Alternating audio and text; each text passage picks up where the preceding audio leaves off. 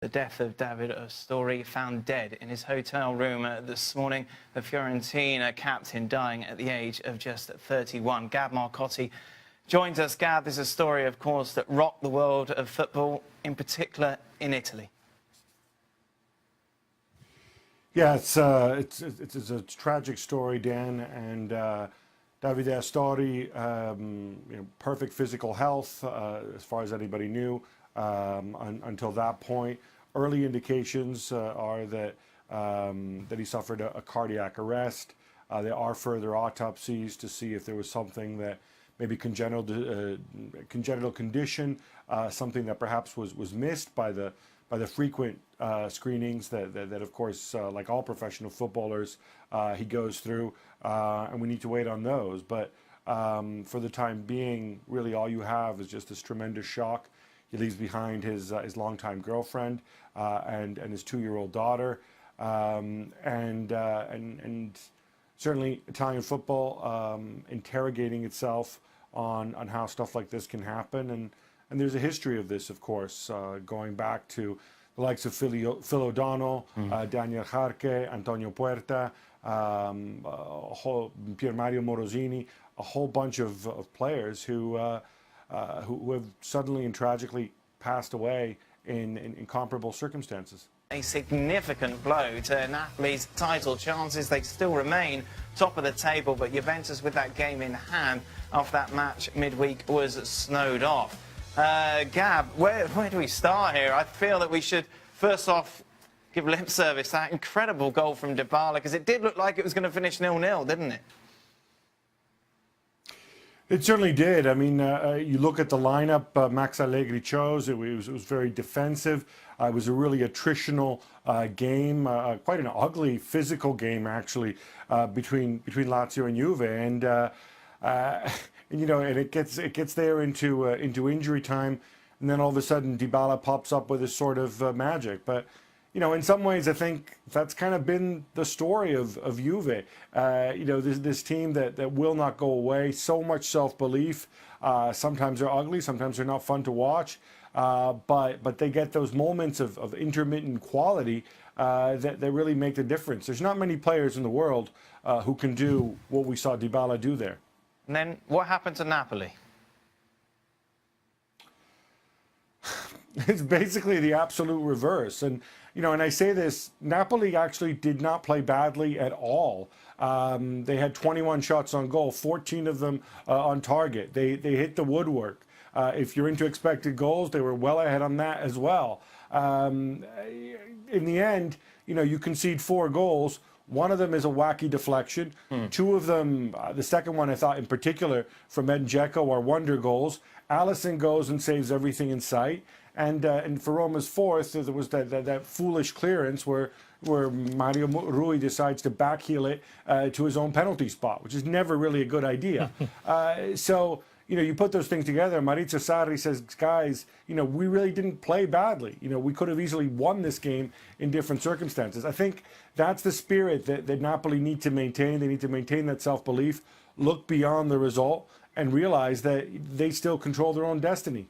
Look, I'm assuming that Arsene Wenger has recruited the players that he has at his disposal now at Arsenal. If it's correct that he's done that, it's a disgrace. Absolutely, the recruitment has been atrocious. These guys, he knows well and good that these guys are not good enough to get Arsenal anywhere near the top 4. They are absolutely floundering. Their season's over. If all they've got to go for against Milan is this Europa Cup, and that's it. If they get knocked out of that, they might as well get the golf clubs. Well, it looks like some of them have already got the golf clubs out. Shaka, Wenger says he's done it before, but they've never been this bad. No, they've never been. This is rock bottom. I cannot remember seeing an Arsenal team this bad. Yeah. And you have to say it's Arsene Wenger's making. He's been in charge of who comes and goes at the football club. He's been in charge of the football club for 21 years.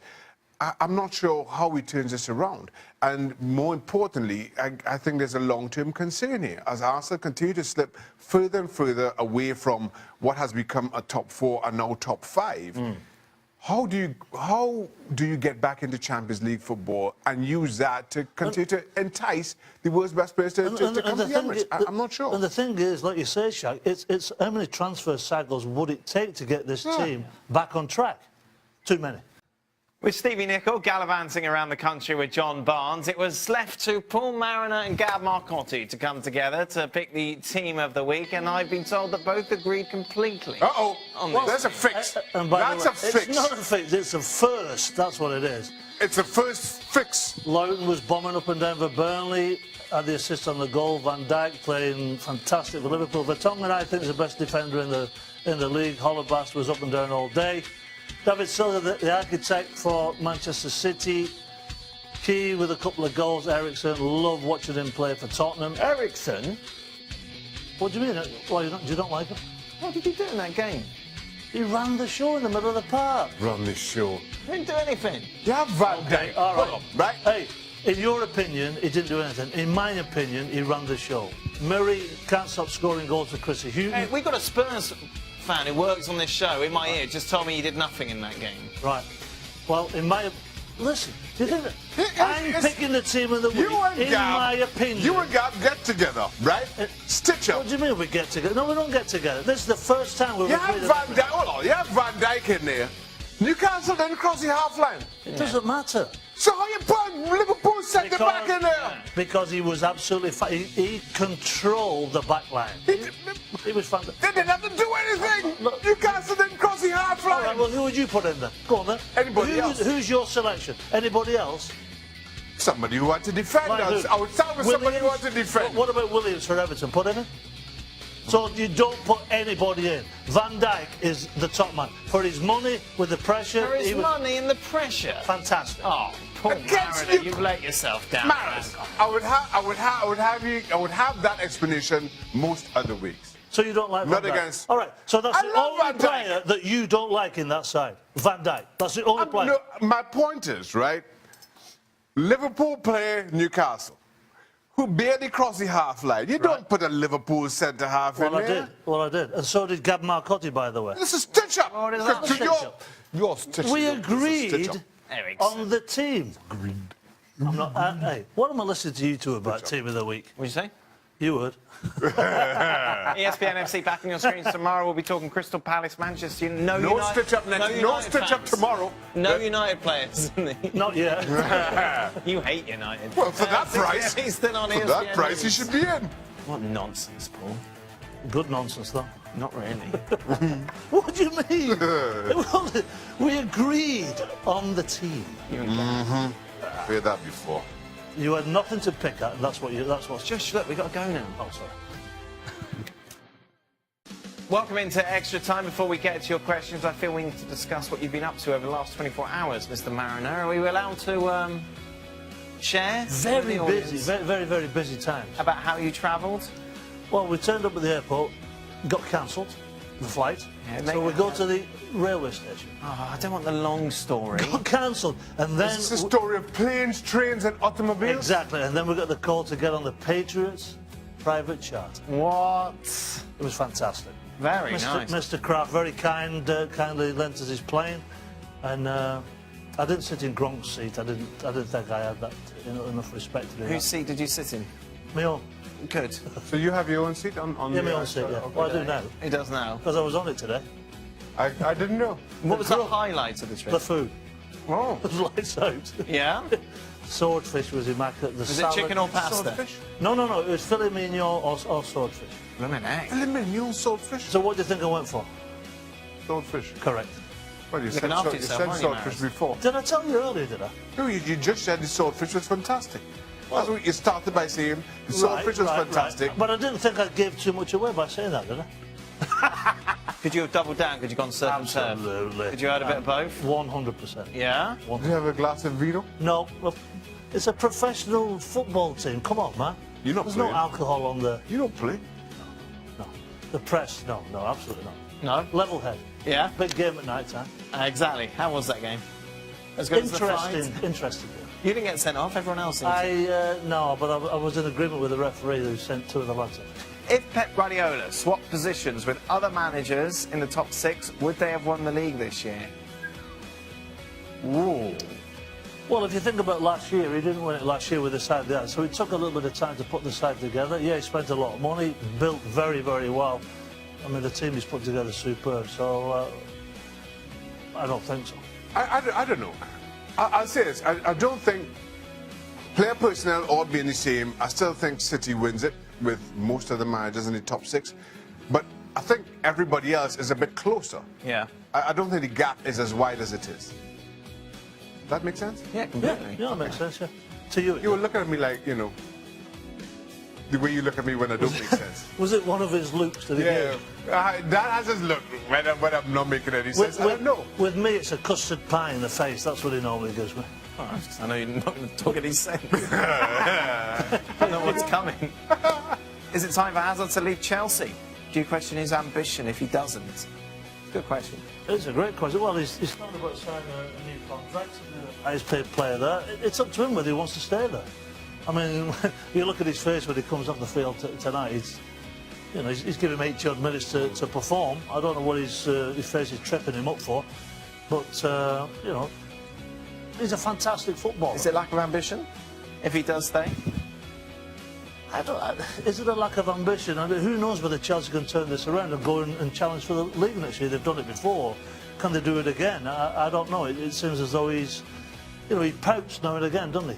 And I think there's no doubt if he went to another club, one of the big clubs, he'd be a huge hit. I think Chelsea would not want to lose him. I would say no, it's not a lack of ambition, but yes, I think I'd like to see him take his chances elsewhere. Where do you want to see him? West Ham, where I really want to see him. Have a back in form, Cristiano made Real Madrid favourites in the Champions League. No. How's your list? My list? Yes. His top 10 list. Here we go. Number 1, favourite, according to Shaka Hiss. Right now. Yep. Ooh. Bayern Munich. Oh, really? Pardon? Bayern Munich? Number 2. Why have you said Bayern Munich? Is that because of the league they're in and they're resting up? Because I think they're complete. They're the most balanced. They're the most balanced. No, mate. Bayern Munich. You asked me my No, top that's fair enough. No, Bayern Munich. Yeah, what's wrong? Right. Number 2, Oh, we still getting. Barcelona. Ooh. Number 3, City. Everybody else tied for Paul, 4th. what about your 3? Manchester City and Barcelona, very difficult to separate, but because Barcelona have got the great man, number 10, Yep. I get them slightly ahead. Well, it would be a fantastic Why do final. you sound on his Bayern ways? I'm worried about his Bayern ways. For him to say number 1 straight off the bat is a little concerning from the big man. No, but it's not. I mean, there's no doubt because the league's already sewn up that he can rest his players and all that palaver. But So can pretty much everyone else. yeah, Barca have no Iniesta, right? but- Still not sure about Iniesta long term. well, he pulled his hamstring today, didn't he? That's what I'm saying. How does that affect Barcelona in long term? All right, so we already said Man City and Barca for me. That'll be a cracking Who fight. was third? I didn't have a third, Danny. Would you like to give me one? Arsenal. If Burnley somehow overtake Arsenal for 6th place, No, Will you- don't say that. will you stop calling that part of the table the Big Six? Who calls it the Big 6? I thought it was a big 4. In some quarters, No, they say the Big Six. traditionally, the Big 6? Traditionally in English Six, football, what do you get for 6? Nothing. No, but I think traditionally in English football they refer to the Big 6, Let's but that's just going a long way back. Aston Villa was part of the Big 6 when I first started. all right, historian. So I'm just saying. No, but it is tradition over the last couple of years. You've referred to them as the Big Six. Right. Like Lukaku doesn't score against the Big Six sides. I know he scored. I don't know where I've been, but I always think about the top 4. Well, who's the Big Four? The 4 that are there now. So Chelsea aren't the Big Four? Well, not now. They're not because they've fallen apart. they're not going to get. That's only the last couple of weeks, though. But that's why they're so many points behind. What are you talking about? Because they're, No! they're inconsistent. No, we've gone down a ridiculous rabbit hole. Well, I've never heard the Big 6. I'm sorry, mate. I'm sorry. No, you surely have. I'm getting confused with the top 4 of the Big 6. Right. I'm more interested in the top four than the big six. But normally, Big Six is a discussion you have with Arsenal, Chelsea, Spurs, Liverpool, So do we City call and Burnley United. part of the big six? Absolutely not. Is that the question? It seems to be, yes. No. Right, good. But Yeah. they call Toronto the Big Six. Isn't Toronto the Big Six?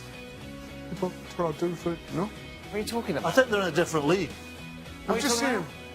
People refer to Toronto as the Big Six. no? Why? What are you don't know. talking about? I'm telling you. Look it up. Wikipedia. Italian? Wikipedia.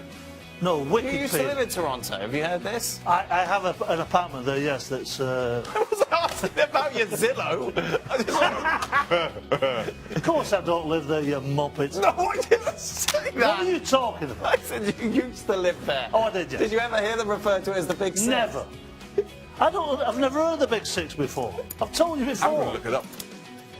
As soon as you say goodbye, I'm gonna Can look you this up. explain that to me? Apparently it's called the Six, not the Big Oh, the Six? Yeah, have you heard that before? No, What did you do in Toronto? not a lot. That's why I got sacked. His Toronto memory is kind of like his Japan memory. Hey, there's Not nothing, a lot. there's nothing wrong with the Japan memory. Do you, do you want to tell us any more about your apartment? Is it listed No, for no, Airbnb? no. or- Did you? I don't want to tell you anything. I'm so confused. Did you about have swordfish or filet mignon? filet mignon. No, Okay. that is something different. See, I was close. I've never heard of So I that was big- close. Look, I need Big Six. Never heard of it. I was close. Power. Let's go home. Yeah, let's go home. Oh, ESPN FC. what a shame. Let's go to Paul's apartment in this Big Six. It was a lovely apartment. Don't ask you about that. It wasn't a lovely apartment. What was wrong with it? Too small. Really? Cost too much. Oh, do you still have it? No, do it. What would I have an apartment up there? It's freezing. 6 p.m. Eastern, ESPN News. Oh, dear. Probably the more anticipated match of the Premier League weekend. Manchester City up against Chelsea. And take a guess, Janusz. City came out on top, 1-0. Woo, that was a rip-roar of a game, and that's me being nice. If we have a look at the table, to put things into perspective, you see City 18 points clear at the top of the table. That's why we're not even going to talk about them, because what else is there left to say? But let's talk about Antonio Conte and Chelsea and the tactics, because that's where all the criticism has come today. I mean, we know Jose Mourinho is known for playing this kind of football and parking the bus, Janusz, but he would have never approached a game like this, leaving players like Alexis Sanchez or Lukaku on the bench. So what gives Conte? What did you make of it?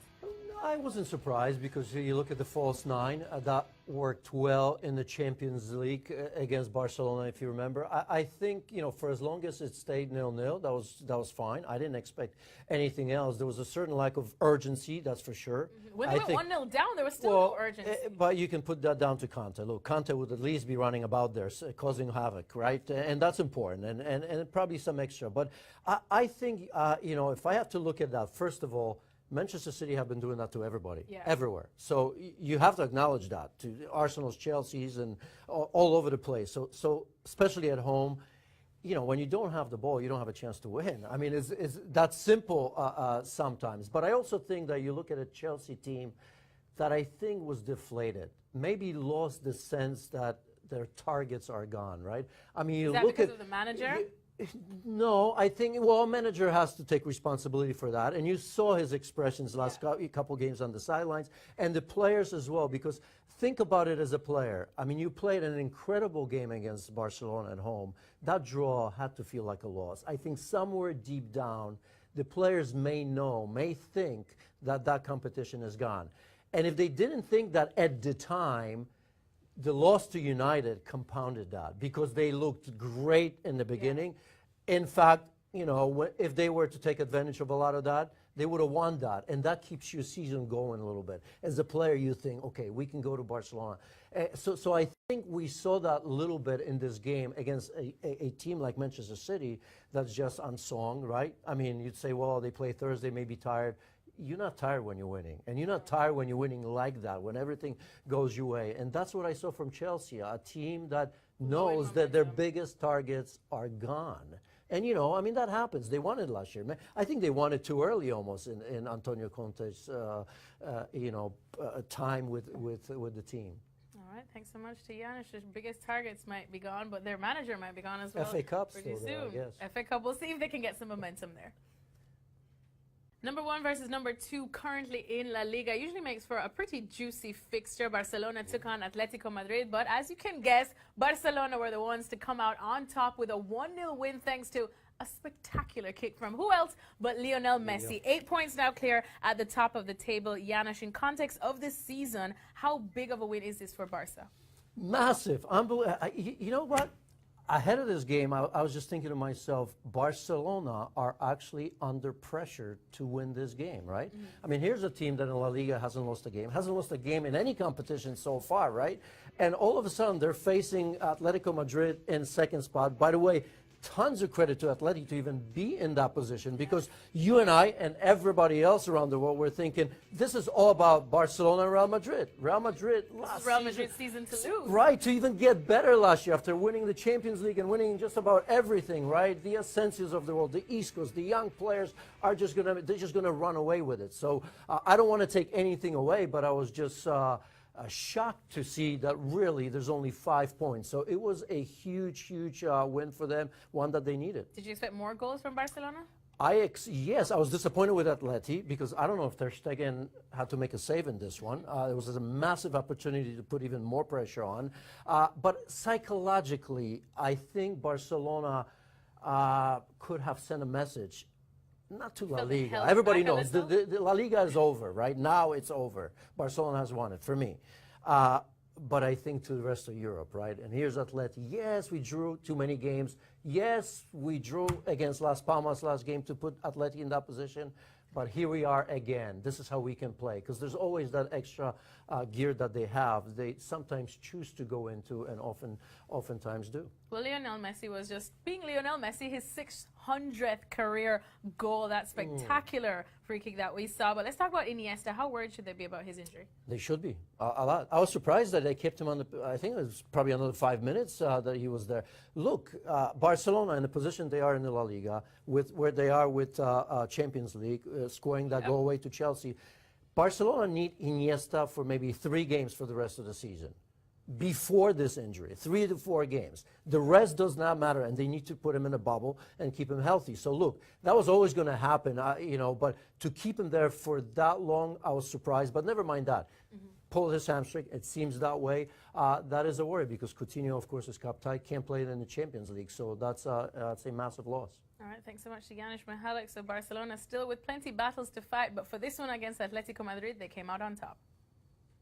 Arsenal fans are probably wondering why they even bothered to tune into today's game as they lost 2-1 to Brighton, their 4th straight loss, Janusz, in all competitions. Now they want to know, Janusz, what went wrong this time? This time, I think same. A lot of goes wrong all the other times too. I think it's the same story. A lack of resilience, lack of leadership on and off the pitch, and then it comes down to the manager. We tiptoe around this fact because we have a lot of respect for him, which he deserves. But that is a problem. These players aren't playing for Arsene Wenger. That is ironic in it of itself, I suppose, because he's given them so many chances that the players don't deserve. Because if you can't hold the manager accountable, it's very, very tough to hold the players accountable. I mean, this isn't a story where if you don't play well, like Jose Mourinho perhaps, or even Conte at times, at halftime you have 2 or 3 chances, or maybe you sit at the end of the bench.